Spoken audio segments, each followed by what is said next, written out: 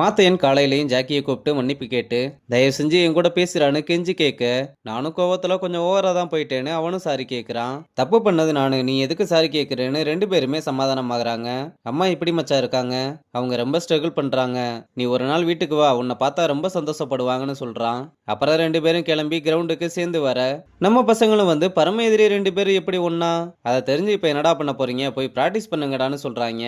இங்க அணுவும் ரொம்ப சோகமா உட்காந்துருக்கும் போது பத்மா வந்து நானும் எல்லாம் கேள்விப்பட்டேன், நீ இப்போ ஓகேவான்னு கேட்க எனக்கு ஒண்ணுமே புரியல. எந்த காரணமும் இல்லாம வெளியே அனுப்புறாங்க. என் பேரண்ட்ஸ் கிட்ட என்ன சொல்ல போறேன்னு நினைக்கவே பயமா இருக்குன்னு ரொம்ப அழுக பத்மாவும் அவளுக்கு ஆறுதல் சொல்றா.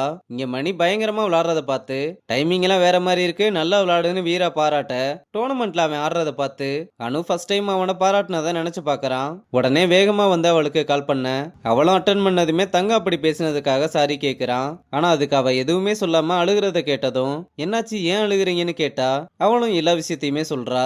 சரி நீங்க எங்கேயும் போக வேணாம், உங்க லொகேஷனை மட்டும் ஷேர் பண்ணுங்க, நான் வரேன்னு சொல்லிட்டு வேகமா ஓடி வந்து ரங்கன் கிட்ட சார் எனக்கு லூஸ் மோஷன் போகுது, இன்னைக்கு ஒரு நாள் மட்டும் லீவ் கொடுக்க முடியுமான்னு கேட்டா நீ உண்மையை சொன்னா லீவ் கொடுத்துருப்பேன், நீ இப்படி பொய் சொன்னா எப்படி லீவ் கொடுக்கறது, ஒழுங்கா உண்மையை சொல்லு. ஆங்கர் அகாடமியில அணுன்ற பொண்ணுக்கு பிரச்சனை, ஆங்கர் அகாடமி பொண்ணுக்கு பிரச்சனைனா நீ ஏன்டா போற? இல்ல சார் அவளை எந்த ஒரு ரீசனுமே சொல்லாம அகாடமியை விட்டே வெளியே அனுப்பிட்டாங்கன்னு எல்லா விஷயத்தையுமே சொல்றான். சரி இந்த விஷயத்தை நீ தனியா ஹேண்டில் பண்ண வேணாம்னு ரங்கனுமே அவன் கூட கிளம்புறான். அப்புறம் அவளை பார்க்க வந்து ரீசன் இல்லாம எப்படி உன்னை தூக்குனாங்கன்னு கேட்க ரீசன் கேட்டோம்னா ஐசைட் ப்ராப்ளம்னு சொல்றாங்க. எனக்கு ஐசைட் இருக்குது நான் அகாடமியில சேரும் போதே அவங்களுக்கு தெரியும், அப்புறம் ஏன் இப்படி பண்றாங்கன்னு எனக்கு ஒண்ணுமே புரியல. ரீசெண்டா யாராவது உங்க கூட பிரச்சனை பண்ணாங்களா? சார் அந்த கிரீஸ் பையன் தான், இப்ப கூட ஏதோ என் நம்பர் கேட்டான்னு சொன்னீங்கல்ல.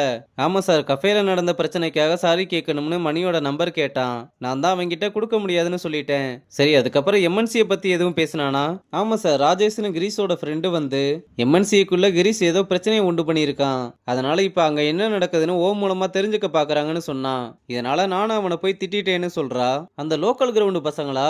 சார் அவனுங்களா எங்க ஃபேன்ஸ்னு நினைச்சு சந்தோஷப்பட்டோம், ஆனா இப்படி பிளான் பண்ணி இருக்கானுங்க. அப்ப அனு நமக்கு சப்போர்ட் பண்ணதுனால தான் தூக்கி இருக்கானுங்க. சரிம்மா நீ நம்ம அகாடமிக்கு கிளம்பு, நான் மேம் கிட்ட பேசிக்கிறேன், உனக்கு இது சம்மதம் தானேன்னு கேட்க அனுவும் இதை கேட்டு ரொம்ப தயங்க மணிதான் நீங்க வாங்க நாங்க பாத்துக்கிறோம்னு சொல்றான். இங்க பசங்களாம் பேசிக்கிட்டு இருக்கும்போது கேர்ள்ஸ் வந்து ஆக்டர் வினய் பேங்க்ரப்டான், ஏதோ கடன் வாங்கி லீகலா பிரச்சனை ஆயிருக்கு, அரெஸ்ட் பண்ணதா வேற நியூஸ் எல்லாம் வந்துகிட்டு இருக்குன்னு சொல்ல அரெஸ்ட் பண்ற அளவுக்கு அவ்வளவு கடன் வாங்கி இருக்காரா? இதனாலதான் ரிஷி ஒரு மாதிரியே இருந்தானான்னு எல்லாருமே ரிஷி இதை எப்படி ஃபேஸ் பண்றான்னு கவலைப்படுறாங்க. அப்ப மணியும் ரங்கனும் அணுவை கூப்பிட்டு வர்றதை பார்த்து ஒரு நியூஸ் ப்ராசஸ் பண்றதுக்குள்ள இன்னொன்னா ஏன் என்னாச்சு எல்லாம் அங்க பாருங்கடான்னு சொல்றா. ரங்கனும் மணி கிட்ட தம்பி உன் கடமை முடிஞ்சது, இனிமேல் நான் பாத்துக்கிறேன், நீ போய் பிராக்டிஸ் பண்ணுன்னு சொல்றான். இதனால தங்க ரொம்ப அப்செட்ல மணியை கூப்பிட்டு எதுக்காக அணு இங்க கூட்டிட்டு வந்த, அவளுக்கு ஒரு பிரச்சனை, அப்ப நீ அவளை காப்பாத்தி ஹீரோ ஆயிட்ட, சும்மா எல்லாம் தெரிஞ்ச மாதிரி பேசாத, அவளை அகாடமியை விட்டு தூக்கிட்டாங்க, ஹெல்ப் பண்ண, ஏன் அவளுக்கு ஹெல்ப் பண்ண வேற யாருமே இல்லையா? நான் அன்னைக்கு அவ்வளவு சொல்லியும் அவ உனக்கு கால் பண்ணியிருக்கா, அவளாம் ஒன்னும் கால் பண்ணல, நான் தான் கால் பண்ணேன், நீ நினைக்கிற மாதிரி எதுவுமே இல்லைன்னு பேச வந்தா. தங்க ரொம்ப கோவமா அவன் பேசுறதே கேட்காம போறா.